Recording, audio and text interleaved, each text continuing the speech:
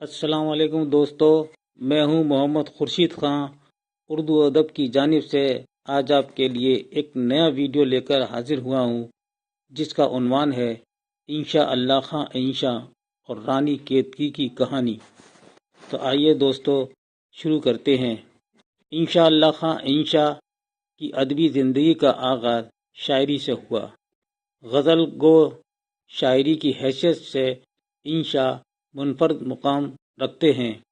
ان کی شاعری نے فیض آباد کی ادبی فضا میں پرورش پائی اور دلی میں پروان چڑھی اور لکھنؤ میں شعر و شاعری کی نئی روش قائم کی، یعنی دبستان لکھنؤ کی بنیاد رکھنے والوں میں انشاء اللہ خاں انشاء کا نام قابل ذکر ہے۔ انشاء نے غزل گوئی کے علاوہ نثر نگاری میں بھی اہم مقام حاصل کیا۔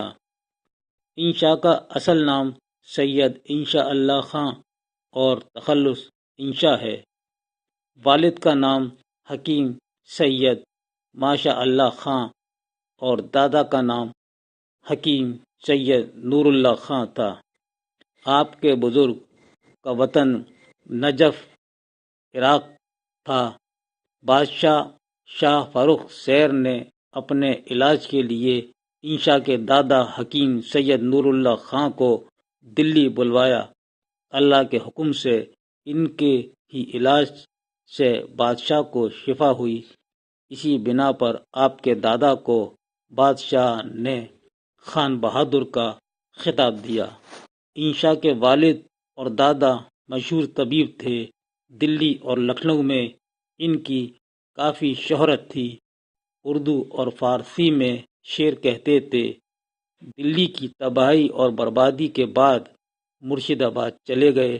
یہیں مرشد آباد میں انشاء اللہ خاں انشاء کی پیدائش 1756 میں ہوئی۔ انشاء کی عربی فارسی کی تعلیم گھر پر ہوئی۔ طب اور شعر گوئی کا ذوق ورثے میں ملا۔ ادبی فضا میں پرورش ہوئی۔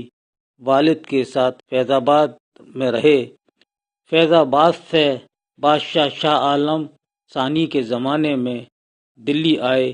اپنی خودداد صلاحیت اور قابلیت کی وجہ سے نواب شجاع الدولہ تک رسائی ہوئی۔ کہا جاتا ہے کہ 16 سال کی عمر میں انشاء کا دیوان مکمل ہو گیا تھا۔ انشاء شاعری میں اپنے والد سے اصلاح لیتے تھے، یعنی شعر گوئی میں آپ کے استاد والد محترم حکیم سید ماشاء اللہ خاں ہی تھے۔ اپنی حاضر جوابی بزلہ سنجی کی وجہ سے بادشاہ اور اہل دربار کو اپنے دل میں اتار لیا تھا۔ دلی میں ان کی ملاقات مظہر جانے جانا اور سعادت یار خاں رنگین سے ہوئی۔ مرزا عظیم بیگ سے ادبی معرکہ ہوتا تھا۔ دلی کی تباہی اور بربادی کے بعد لکھنؤ چلے گئے، جہاں شہزادہ سلیمان کے ٹیوٹر مقرر ہوئے۔ رنگین اور مصحفی اور مظہر جانے جانا ان کے گہرے دوست تھے۔ کچھ دنوں بعد انشاء اور مصحفی کی دوستی ادبی معرکے میں بدل گئی، کیونکہ دونوں کے مزاج الگ تھے۔ مصحفی سنجیدہ اور انشاء مزاج میں ظرافت تھی۔ انشاء کے ادبی معرکے مرزا عظیم بیگ اور مصحفی سے رہے۔ انشاء بہت خوددار تھے۔ انشاء اللہ خاں انشاء کے آخری دن بڑی مصیبت اور پریشانی میں گزرے۔ لڑکوں کے انتقال سے انشاء کافی صدمے میں تھے۔ جسمانی اور ذہنی اعتبار سے بھی بہت کمزور ہو گئے تھے۔ دوستوں نے بھی مخالفت کرنا شروع کر دی تھی، لیکن ان کے سچے دوست ہمدرد نواب سعادت یار خاں نے ان کا ہمیشہ ساتھ دیا۔ ان کا انتقال 1818 کو لکھنؤ میں ہوا۔ کہا جاتا ہے انشاء نے 2 شادیاں کی تھیں۔ پہلی بیوی کا نام عاشوری بیگم اور دوسری بیوی کا نام اچھی بیگم تھا۔ دونوں سے 3 لڑکے اور 2 لڑکیاں پیدا ہوئی تھیں۔ انشاء اللہ خاں انشاء کی ادبی خدمات۔ نواب سعادت علی خاں کے عہد میں انشاء نے 2 کتابیں لکھی۔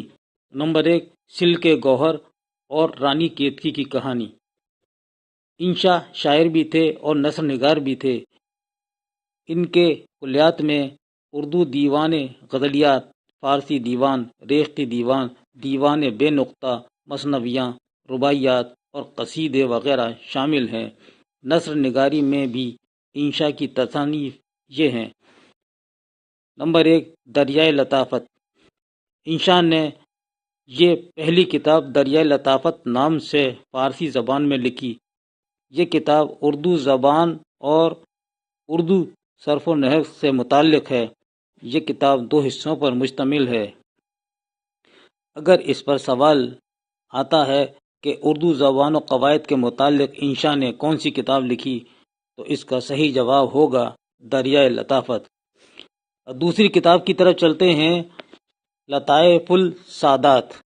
اس کتاب میں انشاء اللہ خان انشا نے نواب سعادت علی خان کے لطائف پیش کیے ہیں جو ان کی محفلوں میں پیش آئے تھے۔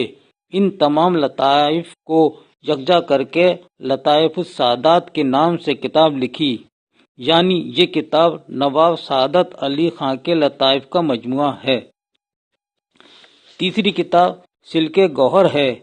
یہ تصنیف انشا کی بے نقطہ نثری داستان ہے۔ یہ کتاب انشا کی زبان دانی اور جدت طبع کی روشن مثال ہے۔ اگر اس پر بھی کوئی سوال آتا ہے کہ انشا کی تصنیف بے نقطہ نثری داستان کا نام لکھیے، تو جواب ہے سلک گوہر نام سے بے نقطہ نثری داستان لکھی ہے۔ ترکی روز نامچہ، یہ ان کی چوتھی کتاب ہے۔ اس کتاب میں انشا نے اپنے روز کے واقعات لکھے ہیں۔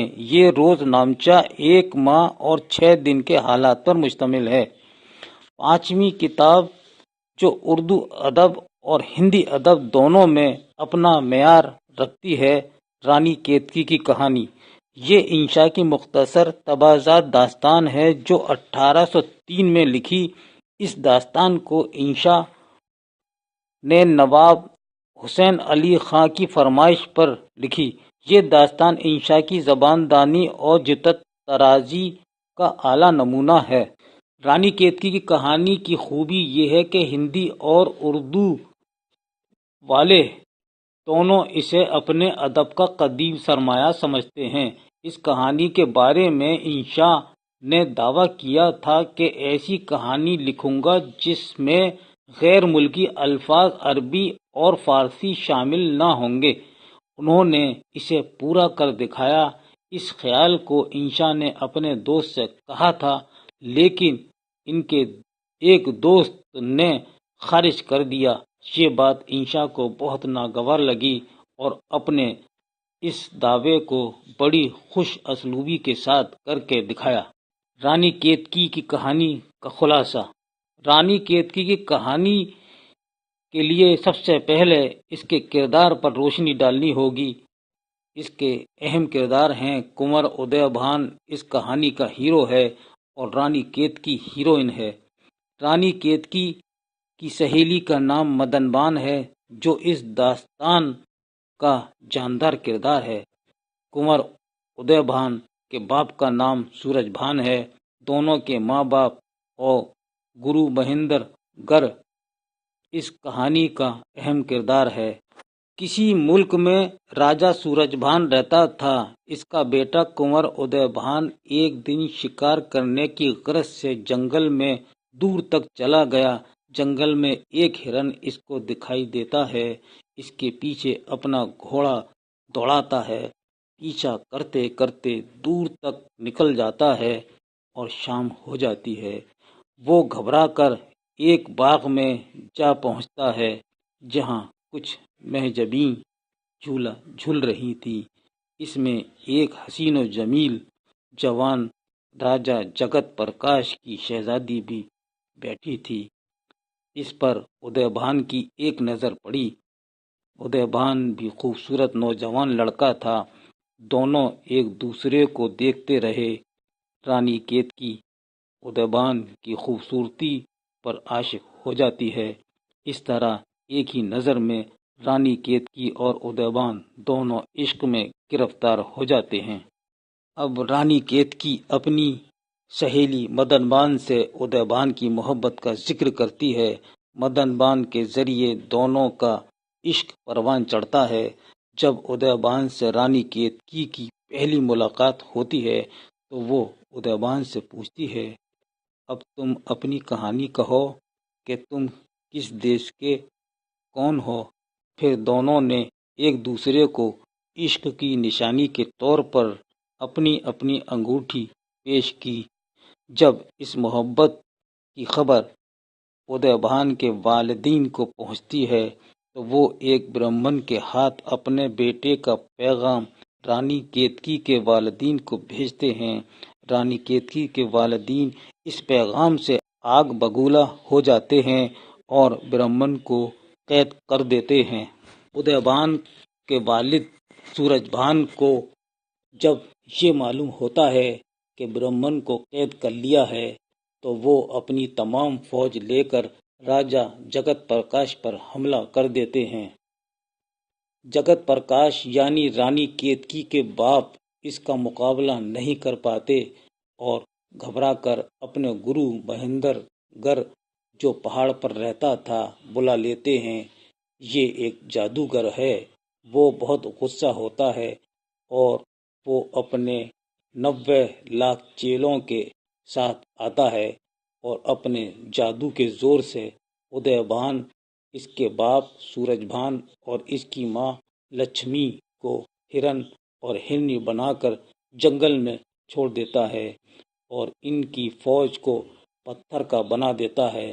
بعد میں راجا جگت پرکاش کو پیغمبر دیتا ہے کہ وقت ضرورت اس کا ایک بال اکھاڑ کر آگ میں رکھنے سے میں تمہاری مدد کو فوراً آ جاؤں گا، اور ایک قسم کا بھبوت یعنی سفو بھی دیا جس کو آنکھ میں لگانے سے لگانے والا سب کو دیکھ سکتا ہے اور اس کو کوئی نہیں دیکھ سکے گا۔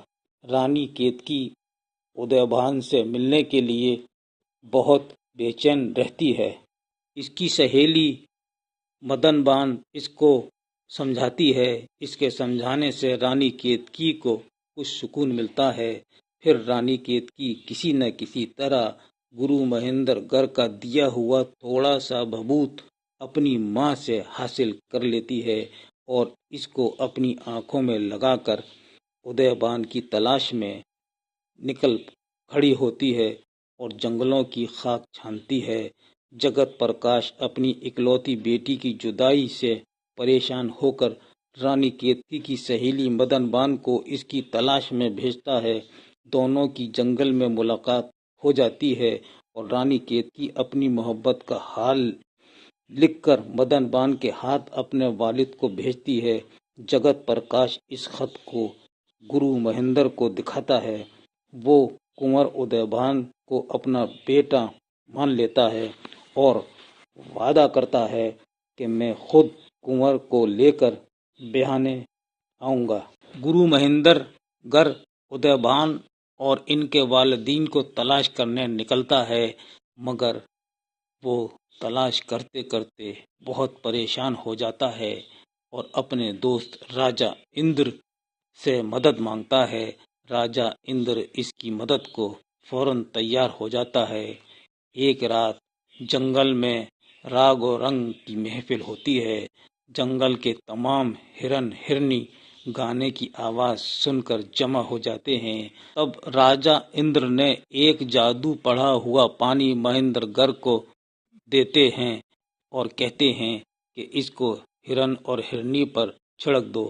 پانی کے چھڑکتے ہی کنور ادیبان اور ان کے ماں باپ پھر اپنی اصل شکل میں آ جاتے ہیں۔ اس کے بعد بڑے اہتمام اور شان و شوکت کے ساتھ گرو مہندر گر میں اپنے 90 لاکھ چیلوں کے اور راجا اندر میں پریوں کے اکھاڑے کی رانی کیتکی کو بیانے جاتے ہیں۔ طرح طرح کے ناچ گانے اور باجے بجتے ہیں اور ایسا کچھ ہوتا ہے جس کا صرف تصور ہی کیا جا سکتا ہے۔ اصلیت کا جامہ شاید قارون کا خزانہ بھی نہیں پہنا سکتا ہے۔ مختصر یہ کہ دونوں کی شادی بڑی دھوم دھام سے ہو جاتی ہے، دونوں راج آپس میں ایک ہو جاتے ہیں اور خوش خوش رہنے لگتے ہیں، اور ان الفاظ کے ساتھ کہ جیسے ان کے دن پھرے دنیا میں سب کے دن پھریں، آمین کے ساتھ اس کہانی کا خاتمہ ہوتا ہے۔ تو دوستو، یہ تھا آج کا ہمارا موضوع، انشاءاللہ خاں انشاء اور رانی کیتکی کی کہانی۔ امید ہے آپ کو ضرور پسند آئے گا۔ اس کے ساتھ ہی اب مجھے اجازت دیجیے، اللہ حافظ۔